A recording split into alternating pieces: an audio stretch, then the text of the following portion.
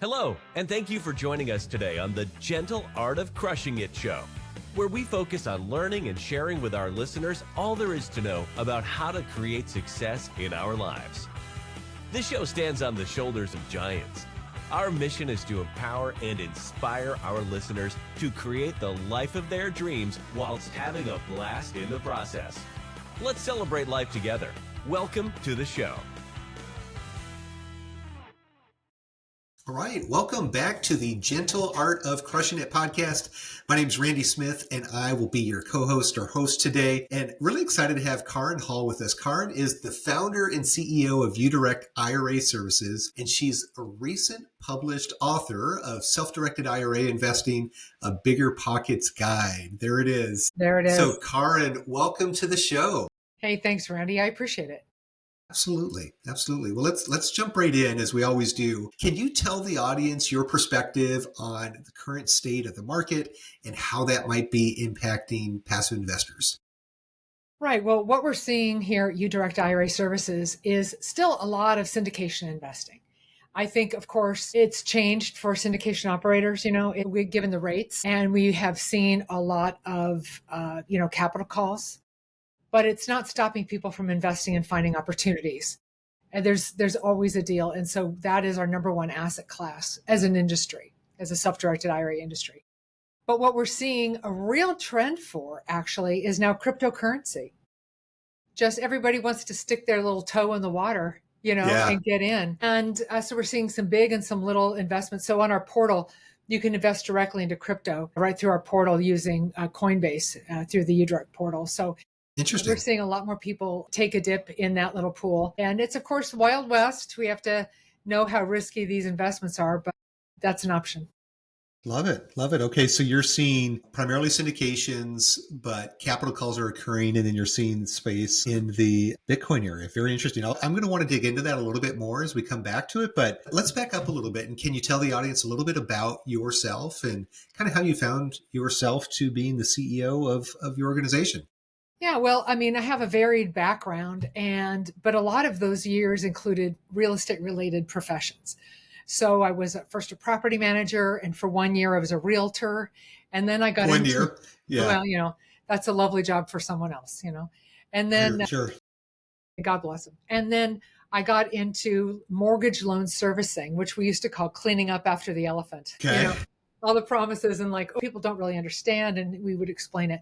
But it's interesting because those years spent there, it's so much like what we do in self-directed IRA world, because the self-directed IRA is also a complex financial tool that people don't necessarily fully comprehend. So there's a lot of hand-holding in our industry and, in our company, and with what we do and how it works, and things may not seem the way you expect. So you just need to understand the self-directed IRA world to explain that. But then I got into the loan origination world. And that was just before the Great Recession. So I was at the tail end of that before it all kind of blew up. But when I was there and when I was making loans, I could really see people's net worth, their 10s, and all their tax returns, and seeing how other people built wealth.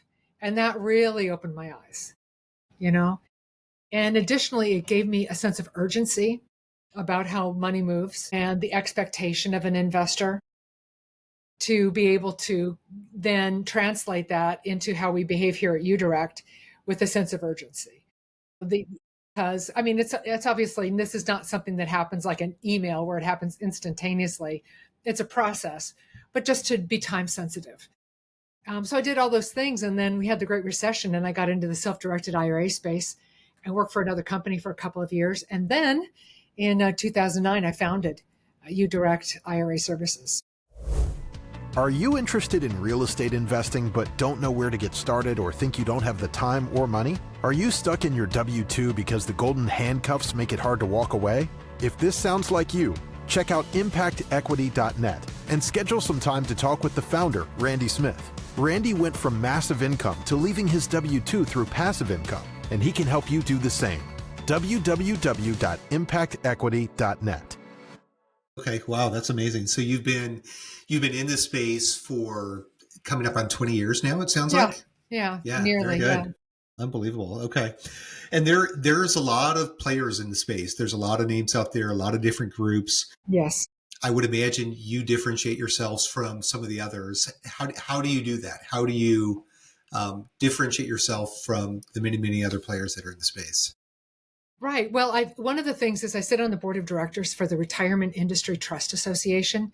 So as a result, I get to hear about things like my ear to the ground about what's happening first, directly from the lobbyists that we have in the REITA organization. And so that lets me know things that can help our account holders. And then what I do with that information is we have a really robust blog on the uDirect IRA website, which is a resource for anyone. You can just jump in there and ask a question about something, and you'll find a blog about it. If you don't, email me; I'll write a blog about it. There you go. Yeah, so everybody has the answers because this is a complex financial tool. It just is, and a lot of different things impact us. Like you and I were talking offline about the accredited investor rule and definition, and what's going on with that. That's an ever-changing sort of thing, and there's always gossip about what may or may not happen. So lots and lots of different parts to this. But what differentiates us from the others is our fees, which are much lower than our competitors, and you can check that out on our website, uDirectIRA.com. And the service. So like I mentioned, my staff is all tenured, and we've had people here for a long time. They've all gone through special training through the REITA institution. It's called the Self-Directed IRA Institute, the SDIRA Institute. So they've all been trained, and some have advanced training, like a CISP designation, something like that. So industry designations where we really understand this animal, not just from an IRS perspective, but from an investor perspective and from a compliance perspective as well. So lots of ways to look at this. So our staff is well trained, and we really hold your hand. Sometimes you'll call a larger company and you're just, you feel like a number. It's like Bob Seger all over again, Yeah. Right. And so we don't want you to feel like a number. We want you to feel like what you are, which is a super valued, person who we want to help and guide. And so that guide you to success. And I think like what really compels me to do this is it's super dramatic how unprepared Americans are to retire. It's so stinking expensive just to live. And you think about putting money away, but you've got to find a way. And there are ways to do this. And when you've got this money, this precious money, these dollars for later, you want to utilize them in the best way possible. So obviously the self-directed IRA investor is making those decisions themselves. That's what the self-directed part is. But we can make suggestions like consider this, consider that. Where we're not advisory, we don't offer assets to invest in. That's not our role, but we can certainly, guide and advise. Or suggest.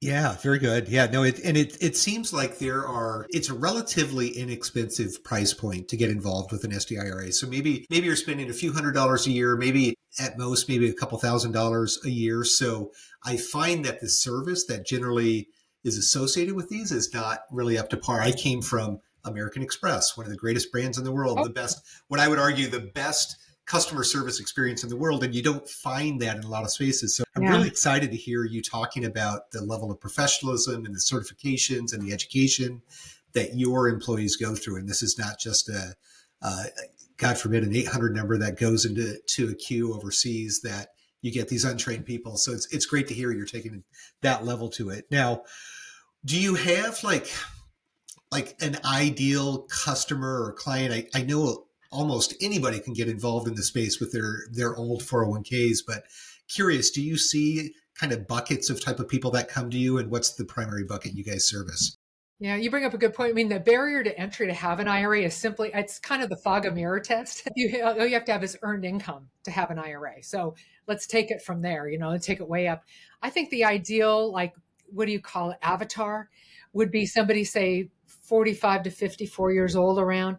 And the reason for that is because it's somebody who's worked different jobs and has acquired retirement savings, probably through employer plans. That's where you really accumulate the most. And then taking that money, rolling it over into a self-directed plan, and then having a larger amount of money to execute deals with. So that is an avatar. And also somebody that age has kind of retirement more in their sights. Sure. When you're in your 20s and 30s, it's like, I'll worry about that later. Yeah. Yeah. By 45, Yeah, I can tell you by experience, I woke up at 45 and I started doing those calculations of, if I keep on the same track, I will be 87 years old by the time I could retire at what I need to. So that's when I got into real estate. And it's funny, I matched your avatar almost exactly. Now, what a lot of people don't realize is that anybody, like if you worked for an organization for 3 to 5 years and you've got 50 or 100 grand in a retirement account, when you move to another employer, there's this kind of precious window where the new company generally tries to grab those dollars and bring them into Yes. their own program. So curious if you can help educate the audience a little bit more about that process and maybe some best practices to think of in Yeah, this space. I would love to do that because you're making a very big decision when you leave a company. And that's, first off, there's that. But secondly, now you've got these precious retirement dollars that are hard to save and even harder to replace because you've got contribution caps, right? So where are you going to place that money? So the question at that point becomes, do you want it in the stock market or do you want it in the alternative asset space? Now, with investing comes risk in both situations. I'm not saying one is better than the other. They both have their great qualities. But then you get to choose. So what our industry basically says is invest in what you know best.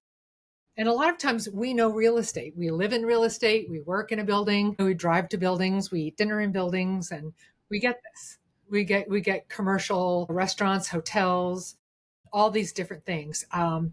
So that's something that a lot of us understand. A lot of us have purchased our own homes, so we know that process. And maybe it makes sense to do that or to partner with somebody. Like your IRA can partner with other people. And then your IRA together with maybe somebody else or a couple people without it becoming a syndication, can partner together and invest jointly, together. So there are a lot of different things you can invest in too, a lot of different asset classes. So when you leave a job, you need to make that decision, the stock market or alternative assets. And we give you that option of alternative assets. Now you could put some in each bucket. You could do that too and diversify. Everyone loves diversification. Yeah. And I know there's some nuances around, like you need to have arm's length separation. I can't remember the exact terminology, but you can't be directly involved in the management of those assets. Yes. What's the actual terminology or the guidance that you would provide folks if they were curious about that? I love that you say arm's length because that's exactly how I explain it. I say it's a game of keep away. Just think of your arm like this. Okay. From prohibited transactions, like, wait a minute, am I arm's length from what I'm doing? That's like a question in your head. So like if you're a GP and you're raising capital, can your IRA invest in your own deal? No, you're not arm's length. Right. Can my IRA make a loan to my child? No, it's not arm's length. So it's called a prohibited transaction. This is what you want to avoid. You want to avoid a prohibited transaction because these IRA dollars are in this 401k dollars in this like protected bubble, right? And a prohibited transaction, it bursts that bubble. And now there's no tax protection. And now you're taxed and maybe penalized for committing a prohibited transaction. It's game over. You get the remnants of what's left. We don't want that to happen to you. That's why we offer a 20-minute free consultation. Like, talk to us, for Pete's sakes, talk to us. Let's talk about your deal. What are you thinking about doing? And like, oh, well, I was thinking of buying this house that my dad is selling. At arm's length, not arm's length. Let's just think about that. But yeah, so it goes deeper than that. But that's yeah, so I'm curious too. So like I like how you talk about like it's protecting almost like the corporate veil, but it's the tax protected veil. And you might pierce that if you do one of these prohibited transactions. There's this, and I go back and forth with this. I know that there's a lot of talk about checkbook control. And I actually work with a group that I think is very similar to yours, but I'm going to actually dig in and hopefully learn more about you guys now because I'm intrigued. But they actually manage the whole process. So they're really protecting the individual from accidentally piercing that and creating a taxable event. So I'm curious your thoughts around checkbook control versus some of the other types of programs out there. I don't think you can protect people from themselves. Okay. People are going to do what they're going to do. We have free will. Sure. No one is going to babysit you in the self-directed IRA space. Just saying. So just because you have an IRA-owned LLC, what that does is it prevents them from watching what you're doing. So when you go directly through a custodian, we're literally looking at your deals. Like, so you submit a deal, we're looking at this paperwork, probably 4 sets of eyes looking at this deal before it gets funded, plus yours. Now, we're not here to advise you, but if we see a red flag, we're going to tell you. And in this way, we can steer clear. But if it's an IRA-owned LLC, this checkbook IRA, you're doing it over here by yourself. There's no way to see it, because it's totally out of our vision. You're doing it yourself. So there's no way to supervise that. So I'm not sure how that works in the scenario you're speaking of. Sure. But the IRA owned LLC it can be a really useful tool. Do you need it? Maybe not. Maybe not. Maybe you do. Maybe you don't. Yeah. It may offer some asset protection. We love asset protection. But also, depending on where you live, your retirement account may already have some asset protection. So that varies by state. Interesting. But a lot of times you don't need the IRA owned LLC. So you're going to have to make that call. Again, it's self-directed. So you're going to have to make that call yourself. What it is your IRA buys 100% of the initial units of a special purpose LLC, right? So the IRA owns this thing. Now it's like, here's the IRA, here's the LLC underneath it. And the money goes from the IRA into the LLC's checking account. So now if you've got this IRA owned LLC in a checking account, we literally can't protect you because you're over here doing this by yourself, completely outside of our vision. Okay. It's called self-directed because you're doing it yourself. It truly is self-directed. So can you get into when it makes sense to have one of these checkbook control versus not having one? Because I don't understand that. Yeah. Sure. Well, I would say like if I was going to be investing, for example, in tax liens. Tax liens are an asset class. It's where a taxing authority says they want a liquidity of value. They need that liquidity event. They need a lot of money. So they're going to sell the right to collect on these tax liens for a discount. So your IRA can acquire these discounted liens, but you've got the right to collect the full amount. So that delta there is your profit, right? But a lot of times these are small. Tax bills can be 5, 10, 15 grand a pop. So if you're buying tax liens, it's a lot of data. It's a lot of transactions, a lot of money flowing in, and so a lot of times it makes more sense to have an IRA owned LLC because it is very transaction intensive. And you want to keep an eye on that. So you can certainly do that. An IRA owned LLC makes a lot of sense if you're going to auction. I don't know if people are doing that today. Maybe we have a few foreclosures out there, but because we've got I think more equity than ever in the history of the country. But if you're going to an auction, they're going to want to check. They're going to want to check right there. They're not going to have, oh, hey, wait a minute, I'm going to go run to my custodian, get a check. I'll be back next week. That won't fly. So you need the IRA owned LLC at that time. Okay, good. Well, and that makes a lot of sense. Yeah, I'm interested to hear as well about if we can dig into UBIT and UDFI, because I've heard that comes into play with some, but it doesn't come into play with others as well. So can you talk a little bit about that? There's a tremendous amount of misunderstanding, and I get asked this question a lot. Sure. So understand first that these are kind of like twin taxes, UBIT and UDFI. And for your audience, if you want to write down something, this is something to write down. IRS.gov. Okay, the IRS's website, super easy. IRS.gov, just 6 little letters and a period. And then you look up publication 598. That is going to describe UBIT and UDFI in a layman's terms. It's IRS, but it's not terribly technical. You'll be able to understand it. So that is a resource on top of what I'm saying here today, okay?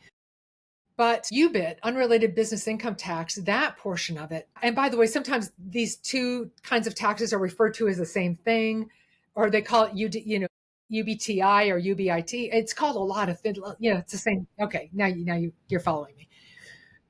But UBIT, in my view, is when your IRA invests in an active business. Okay. And so say your IRA invests in a franchise, like a store, and an active business is going to have this UBIT tax. It makes it really cost prohibitive to invest in an active business using an IRA because the tax is like between like 7 and 37%. It's the same as a trust rate. So it's, and there are details, but that's UBIT. UDFI, unrelated debt financed income tax, is the same rate, but it's a different criteria. And 2 times that I can think of, maybe there's more, I'm sure there are, where you could run into UDFI tax being owed. And that would be, number one is if your IRA is taking on leverage. So you want to acquire usually real estate and asset, you go get a non-recourse loan, and then the proceeds that the IRA receives due to debt are subject to the tax. So to break that down, say, for example, it's 70% comes from the IRA, 30% is leveraged, like a 30% loan to value, right? And then here comes the first rent check. Well, 30% of that rent check was earned because of leverage. So it's that 30%, not the whole rent, but that 30% that's subject to the tax. Okay, so there's that. And we don't offer tax advice. I'm just spewing this out Of there and course. go after Yep. your tax advisor. Yep. So when it comes to at the end of the year, your IRA is going to file a form called a 990T, 990T. Just like you and I do a 1040 for our taxes, the IRA files a 990T. Same thing if you, like I sit on a couple of boards, nonprofit boards, those nonprofit boards file a 990T. And an IRA, like a nonprofit, is not profit, right? It's tax-free, tax-deferred. So it's similar in this way, if just to give you a frame of reference. So your IRA has borrowed money, and at the end of the year, you're going to, true up with your tax accountant and create a 990T. Now, maybe you don't owe any tax. Maybe there are deductions. All right. But another time when UDFI is due is when you're investing as an equity investor, say in a syndication. Okay. So this operator is raising capital, obviously. They're building some sort of building, we'll say a multifamily building, just for sake of the story. And they're going to have a capital stack, aren't they? They're going to have different levels of debt, or capital, I should say. So if one of those levels is debt, that means the IRA as an equity partner is earning income because of debt. And so the K1, it'll pass through and tell you and give you an idea about how much UDFI tax you owe, or how to calculate that. So you provide that to your tax advisor and they will calculate. Now, say you've invested in that multifamily property and the operator did a cost segregation. Well, then you could probably pass some of those expenses onto your own T. So I think I know, I don't even know you. We haven't met in person yet, but I know you know this, that any good investor has a great stable of advisors. You need to have a really good tax person. You need to have a really good attorney to review your deals. You need a good insurance person. You need a lot of professionals. A tree of advisors, I'd like to think of it as. So a tax person in this case is your good friend. It doesn't have to be that complicated, but it is something that you don't run into every day. Okay. I love it. Thank you for getting into the weeds on that. It's something that comes up. Actually, I don't think it comes up often enough. That think a lot of investors will have a surprise when it comes down to the end when these deals are sold. And it's just something that needs to be discussed more. So, well, and to your point, if I could, I just want to say the surprise is 3 years later when the IRS knocks on your door and sends you a letter like, hey, we missed where's your 990T? We never got it. And exactly. So sorry to interrupt, but I wanted to. That's a great point. I've been we're in tax time right now. So I've been spending a ton of time with my CPA talking about all kinds of stuff like this. So now another item that comes up maybe earlier, or I guess technically later in the year, is these FMV forms. Can you talk about that a little bit and what the requirements are and what the role of the investor is, and maybe even some of the consequences if you don't supply those as you're supposed to? Sure. So at fair market value, right? So if you're investing in the stock market, how do you know the value of your asset? You just Google it, frankly. I mean, Any minute of any day, you can determine the value of your asset. It's not rocket science for us, because we have the computer, we can just go look, right? And same thing sort of like with precious metals, that has a spot price, doesn't it? So you've got a pretty good idea without having to go get a valuation what your asset is worth. But when you have an alternative asset, like a syndication or a note, what's the value? Now, a lot of times the note is the principal balance or the initial principal amount minus the payments, and how much can be collected on that note tends to be the value, roughly. But with a syndication, you need to ask. Now, this is just, like a real big sticking point in our industry. And the reason is because regulators would love to regulate this and tell us what we have to do. But we, as an industry, I told you that I'm part of RETA. So what we do is talk to these regulators and say, look, what you're asking, here's an operator starting a brand new, capital raise or doing this brand new project. And what you're asking a brand new company to do is spend $40,000 on a valuation. You're going to kill the tree before it even grows. You can't do this. You have to factor in reality. I know what like we're saying, we know what you want, but consider reality and what we're actually looking at. So a lot of times a new company doesn't have any value. It's unless of course an asset has been acquired or something like this. So what you do is you get a valuation from the deal sponsor, typically. So for us, we ask like November 1st, we start asking, tell us your fair market value, because we can't ascertain it just from the market. We have to tell us. So then we take what you've told us, and a lot of times it can come with the supporting documentation, sometimes evaluation. We really need evaluation in the case of a taxable event like a Roth conversion or something like that, or you're going to take personal possession and we're going to issue a 1099, something like that. We have to have evaluation for that. But the reason that we're doing this and doing it at the end of the year is for something called RMDs, required minimum distributions. So when you hit a certain age, it's changed over the years. Now it's 73. You have to take a certain amount of money out, and it's based on the fair market value of your account on December 31st. And this is why we want to know before that date. So we have a true value of your account at the end of the year.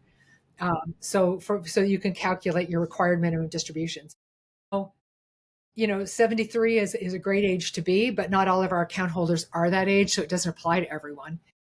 But that's one of the reasons that we ask when we ask. What happens if, like, because I know in my own, and this is being recorded, I know I have not turned in fair market value forms on all of those investments every year. So, like, what happens there? Is there some type of penalties, or what occurs? Yeah, that's kind of a soft answer to say, but I would at least once every 3 years minimum provide a value, or at least just turn in the form. I mean, give us something, like if it's a piece of real estate, maybe go on the internet and find, like, what does Zillow say? I mean, Zillow, sure. Yeah, whatever. I mean, obviously not the most accurate perhaps, but who knows? But you can go online and get an ARV, right? Okay. And that's after repair value. Just a Zillow, yeah, would Correct. Probably just fine. Leave it at Zillow, yeah. And then if it's a syndication and somebody invested $100,000, like, we don't know what the values are. They're not going out getting broker opinion of values or anything like that. So when I've reached out to operators, generally, if I invested $100,000, they send me a form that says it's worth $100,000. Is that pretty common? And do you see that a lot? Okay. Yeah, it's an estimate. It's a best guess. You don't know. Got it. You don't know. Okay. But there's not self-directed IRA police that are running around saying, you didn't turn in your FMVs yet, and you're going to jail, or you're getting a fine, or if you get audited. Well, here's the thing. Another reason for fair market values is because of, like, Roth accounts. So say, for example, you have a traditional IRA with an asset in it and it has a value. So you're going to need to value that asset. But then when you convert it to Roth, that's taxable. So at the time of conversion, you need to have a fair market value then too, because you're going to convert it, and a conversion is taxable. So we need to know what to write on the 1099. So it'll be the value of the asset at the time of conversion. Interesting. Yeah. So as people are approaching 73, or if there's conversions, that's when it's critically important. And I know you're not giving tax advice or anything, but as a general rule, if we try to have those every 3 years at a minimum, then that's kind of a good rule of thumb. Okay. A lot of times the value just doesn't change, just so. Yeah, absolutely. Okay. Well, very good. Gosh, we've covered some areas that I've had questions about for years. So thank you for that level of detail. And yeah, it's always great to just keep digging into this further and further, because there are a lot of people that claim to be experts, but I'll share transparently, I've not heard this level of detail and responses from any of them so far. So this has been a great discussion so far. Is there anything around the space that I'm not asking that I should be asking? I mean, you've covered some of the difficult points. I think just the basics of self-directed investing is you need to save for retirement. So if your takeaway from today could be, go write yourself a check to your retirement account, Sure. And set up an IRA, whether it's self-directed or not. Invest in yourself, put that money away. And that's one of the things we have to do, is we have to contribute. So that's a great takeaway. Anytime you think about retirement, think, have I made my contributions? Now, contributions depend upon your account type, your age, and your income. So it's going to vary. But gosh, invest in yourself, so that you're ready when you're older. Yeah, no, I think that's great. Great advice. Actually, what, I'm reviewing my notes here, and I do have one final question. Yeah. Before we get into our final 5, but I think I've got 7 or 8 different holdings in mind, and I keep getting distributions, and it can take a long time before those distributions add up to be a big enough value to go invest in something else. So I feel like I have idle dollars that are just sitting in there. Yes. What do you suggest to folks that around that? Because to me, I hate seeing dollars just sitting, not earning. Yeah. What are kind of good strategies there? Yeah, and that's a really common question and concern. I think one of the things is I would leave it in your account. And here's why. Well, with us, we pay you a small percentage, so it's not just earning nothing.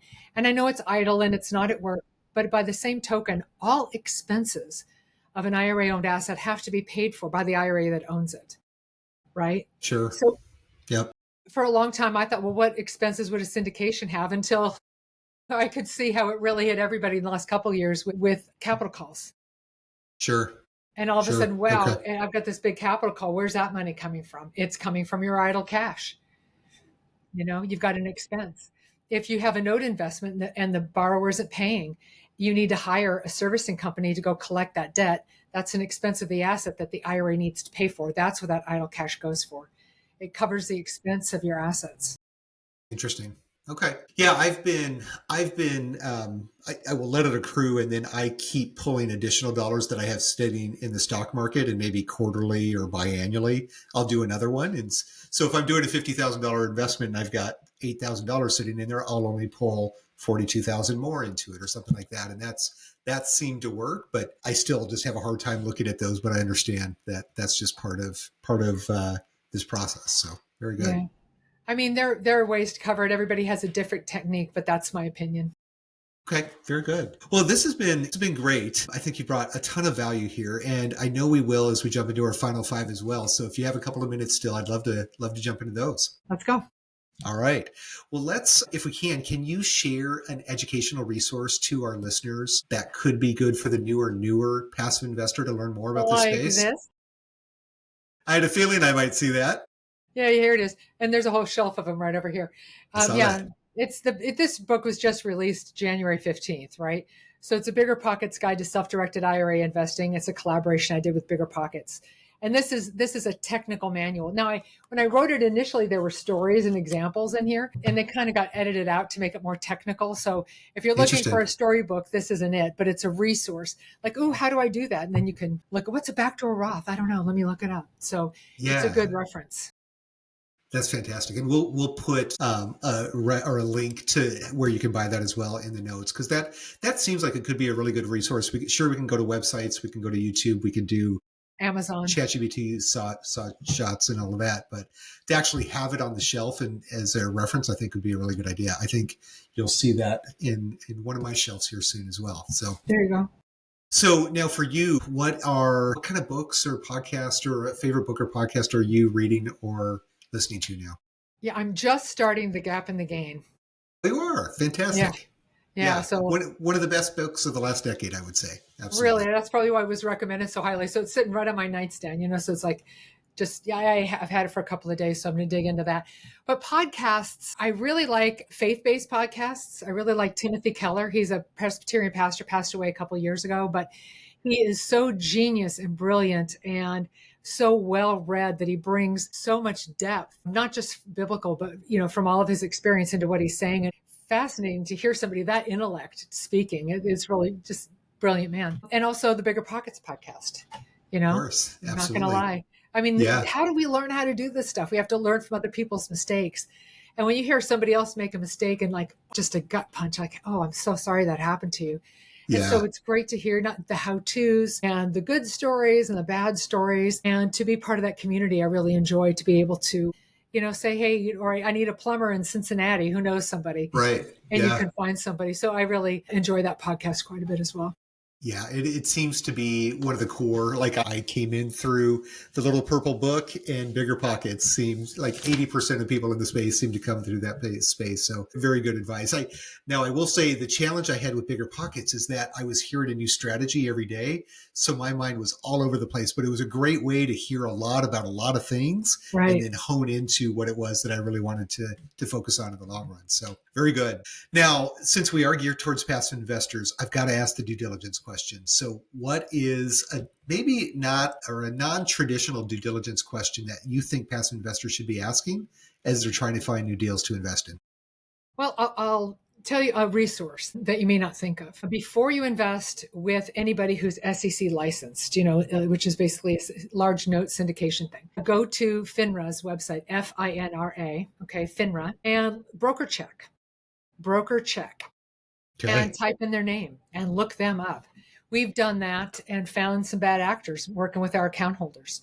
Whoops, we're not that doesn't fly. Interesting. Okay, so you would actually you do the search, and if they show up on the list, then you inform your We clients. don't always do this. This is what an account holder, the self-directed IRA investors are responsible for their own investments. Sure. But there are times when if we see a red flag, if we have no reason to, there are other things we're going to do, but that's mostly so that as a business, we're making a good business decision to hold that asset. That makes sense. Just Perfect. to say, so we don't tell you whether or not you're making a good or bad investment because that's just not our role. Right. Absolutely. Yeah. But we can look people up on BrokerCheck, and it's so crazy how you find these bad actors. And a lot of times people didn't mean to be a criminal, which is frankly what it turns out to be. Sometimes it's like you rob Peter to pay Paul. Oops, I didn't know. Yeah. And you get in trouble.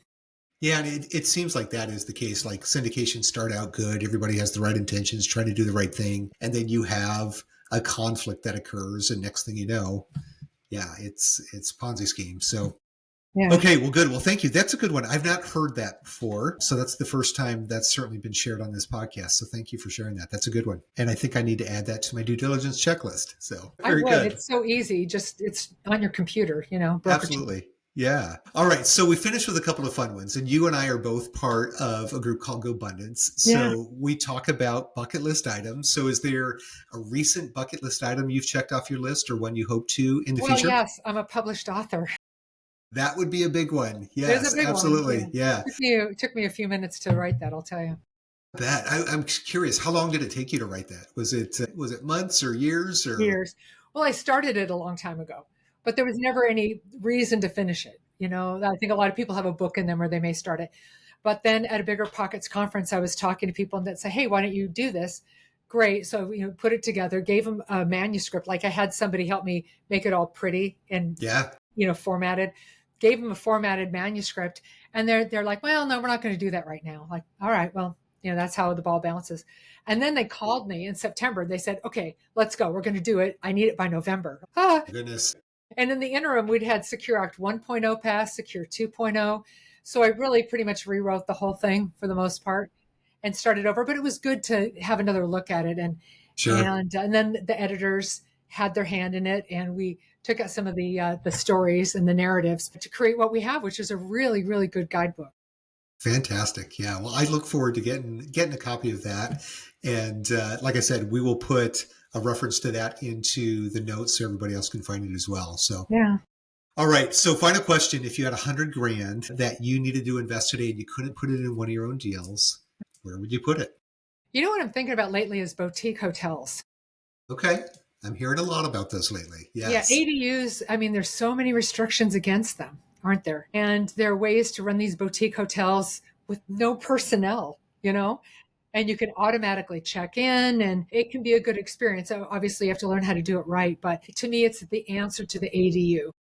Yeah, no, I agree. It's a neat space. And, I have some friends that are doing them, and they have like the only on-site staff is the people that are running the restaurant, which is just. Or the housekeepers, right? Or the housekeepers. Yeah, exactly. Well, you've got to have housekeepers, of course. But yeah, like the only other non-housekeeper or maintenance folks are people that are running the restaurants, which you can actually third party out to somebody else. So you don't even have to be involved in that business, and then passively let them pay you rent. I love it. Exactly.